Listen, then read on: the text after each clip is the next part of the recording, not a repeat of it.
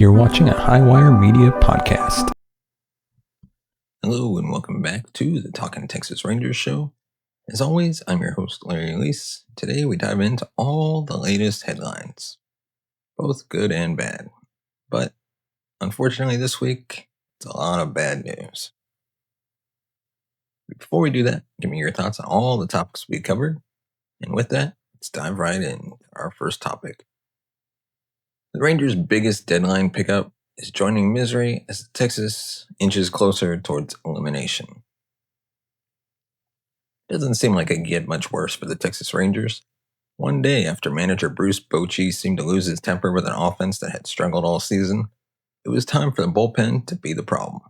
Worse yet, it was Phil Maton, a deadline pickup who seemingly grabbed the closer role just a few days ago, who blew another must-win game. This loss feels different. This loss feels like a gut punch, especially considering the starting pitcher was, again, very good. Primarily when the offense had scored 4 runs and even added an insurance run, or at least what looked like an insurance run. And then Phil Maton came into the top of the 9th inning and sent the Texas Rangers home with another loss on a homestand that can only be described as awful. It has to be considered the first steps towards sitting at home during the postseason. After getting swept at home by the Phillies, the Rangers won the first game of the Arizona series in dramatic fashion. It was the kind of win fans had hoped to see was the beginning of a turnaround. Instead, they lost another series and 5 of their last 6. The Rangers are now 3 full games behind the Cleveland Guardians. They're 4 behind the New York Yankees. And after an off day to lick their wounds, they start a series against the Toronto Blue Jays team that is currently 20 games over 500. Fans and even members of the team have been waiting for everything to click, but it's starting to feel like that's not going to happen. Excuse me. So what's next for this veteran Rangers right-hander after suffering a rehab setback? Everything was going smoothly in right-hander veteran Chris Martin's rehab from a calf injury that the Texas Rangers were hopeful to get back Martin the final stretch run of the regular season. However, Martin's calf had different plans. The 39-year-old suffered the left calf injury during the Detroit series after the All-Star break on July 21st, and at the time was given a 4 to 6 week timetable for his return. On Tuesday, Martin was scheduled and began a rehab live BP session at Globe Life Field, but it didn't last long. After experiencing some discomfort in the same calf, he was shut down. According to Dallas Morning News reporter Sean McFarland, Martin said his calf was feeling good during the previous weekend's bullpen sessions, but the live bullpen was a bit more intense and the calf wasn't ready for that. It's a certainty that Martin will take a break from throwing right now. That timeline is still unsure, which likely pushes that timeline back a little bit longer. So, does this recent setback essentially end his season? Entering Wednesday's series finale against Arizona, there were 40 games remaining in the regular season. Texas is currently in a midst of an intense postseason push with upwards of 10 teams still vying for a playoff spot in the American League. With their playoff chances hovering around 20%, the Rangers have a shot to make a run for one of the AL wildcard spots. But it's also possible they find themselves on the outside looking in by the time game 162 comes along. Now for Martin, it all determines how long he will be sidelined with no throwing and pitching of any kind after this latest incident. If he is only out for the rest of the week and back to it on Monday, assuming everything goes fine after that, yes, Texas could see him return for the final month of the year. If Martin's setback lasts him a full week or more, then it could put his season in jeopardy due to potential process he'd need to get back to game strength. So what harm does this do to the Rangers bullpen? With Chris Young's reinforcements at the trade deadline, it's not as big of a pain, but then you go and throw Robert Garcia's recent struggles into the mix, and I am sure the Rangers would love to have Martin back sooner rather than later. Martin has been an integral part of the bullpen's success this year. Despite his 1-6 record, he has a .236 ERA, 2 saves, 34 strikeouts, and 39 appearances out of the pen for Texas.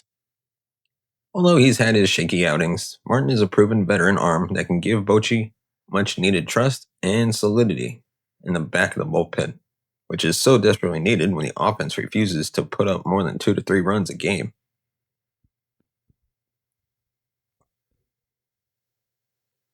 And now, on to our next topic. There's a Ranger star that needs to put emotional reunion aside and play stopper instead. It only took Texas Rangers Merrill Kelly 3 starts to come face to face with his old team, and with it still so fresh, there could be danger and emotions during a playoff race that we are sure he'd like to avoid.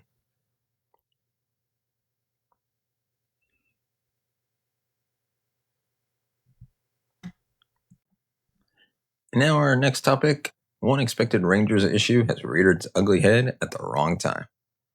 Let's face it, not much was expected of Patrick Corbin when he was signed for a bargain basement deal of $1.1 million to come in and compete for starting pitching innings this year. What they got in the first half was a pitcher who was not only eating up innings and saving the bullpen, but contributing quality starts. It was a surprise, as Corbin seemed to be turning back the clock and overachieving at the tail end of the best rotation in baseball. But unfortunately, that long season is starting to catch up with Patrick Corbin. Before the All-Star break, Patrick Corbin pitched into the 6th and beyond 8 separate times on his way to racking up 6 wins and an ERA below 4. Since the break, the soft-tossing lefty has failed to make it beyond 5 innings, pitched in 4 of his 5 starts, and in his most recent outings, he has lasted just 4.1 and 3 innings respectively. In his last 3 starts, he has given up 8 earned runs and 12.1 innings pitched for a 5.84 ERA. Just as problematic as he's not getting deep into games. Even though President of Baseball Operations Chris Young went out and added 2 more arms to the Rangers bullpen, when your starters aren't getting past 5 innings consistently, it puts additional strain on the relievers. Over his career, if he has been anything, Corbin has been a guy who will get out there, grind out a start, and do everything he can to get his team into the 6th and 7th inning. The 36-year-old has thrown over 2,000 innings in 14 seasons. He's never been what you would call an ace, so his value comes in gobbling up those innings toward the back end of a rotation. Right now, he isn't doing that, and it couldn't have come at a worse time with the Rangers fading from playoff contention following a miserable homestand. And speaking of fading, is it over? Have the Rangers' playoff odds cratered after the Phillies sweep? The 2025 Texas Rangers have taken their fan base on a serious roller coaster ride, with some very bright highs and some very dark lows. Unfortunately, after a brutal sweep at the hands of the playoff-bound Phillies, we are sitting squarely on one of the season's deepest lows. You have to wonder if getting run out of their own building over the weekend was the final gasp of the Rangers this year. The numbers certainly back it up. The Rangers' playoff chances fell off a cliff following the Phillies sweep. For most of the season, the Rangers' chances of making the playoffs have been floating around between 25 and 75%. Following the thumping by the Phillies, the Rangers are sitting at just 22% chance of seeing the postseason.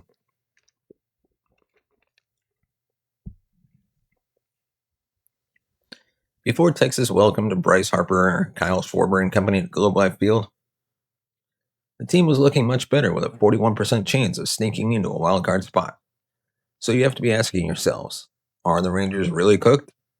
Should we put a fork in this uneven team that can't seem to find any consistency on offense? With just over 40 games left to play in the season, the Rangers face a steep uphill battle to reach the playoffs. It would have been a difficult ask even if they played an easy schedule over the final quarter of the season, but the league has saddled Texas with the most difficult gauntlet in all of MLB. The Rangers still have 6 games with the AL West leading Houston Astros, 3 games set at AL East leading Toronto, 3 with AL Central leader Milwaukee Brewers, and 6 more with the Cleveland Guardians, the team ahead of the Rangers in the wildcard standings. It is only going to get more difficult from here on out, and the Rangers have not shown the ability to beat good teams all season because they consistently come up short in key situations with runners in scoring position. They have the arms, but don't have the clutch gene at the plate. The DeGrom loss was particularly backbreaking because the ace did all he could for 6+ innings, but the Rangers couldn't score, and he ended up with the loss. Let's just say the fat lady has arrived just off stage, is warming up her vocal cords, and is waiting to go on. But, luckily, potentially, Rangers AL West window is cracking open after a scare for rivals closer. Is the AL West turning? Texas Rangers' rival just took a hit where it hurts most. While it seems unlikely that the Texas Rangers will catch the Astros in the AL West race, their rivals suffered an injury and potential loss that could change things up. The division leader's closer, Josh Hader, is having some shoulder issues, and for now, it's not remotely clear just what the problem is or how long he'll be out. While no one ever roots for injuries, the Rangers have to deal with their own spate of lost time to some of the team's starts this season. Corey Seager, Jake Berger, Jock Peterson, Evan Carter, John Gray have all missed significant time. Cy Young candidate Nathan Eovaldi has missed some starts as well. If Hader has to miss time, it opens up a chance for Texas to make a run. Rangers rival manager Joe Espada said after the Houston 7-6 win over the Red Sox that the left-hander said he just did not feel right after a workout Monday, and the Astros sent him in for testing. The Astros manager then said, quote, "He walked in today and he was doing his plyometrics before doing his throwing program and just did not feel right. We went ahead and got some testing done and are waiting on the results and should know something more later." Josh Hader has been stellar for most of the season. However, he did struggle a bit in July as he posted a 4.09 ERA for the month after not having an earned run average over 2 in any month prior. The Rangers' rival's closer may have been having some issues for a bit that finally surfaced enough for him to notice. Let me know your thoughts on the topics we've covered this week, and give us a thumbs up if you like our video. Hit that subscribe button down below. Hit the bell notification button so you don't miss another episode. And if you want to support the channel, you can buy us a coffee. Just scan that QR code that's right there. And as always, you can find us on all major podcast platforms, Good Pods, Apple Podcasts, wherever you get your podcasts from. And as always, of course, thank you so much for watching and listening. We will see you next time.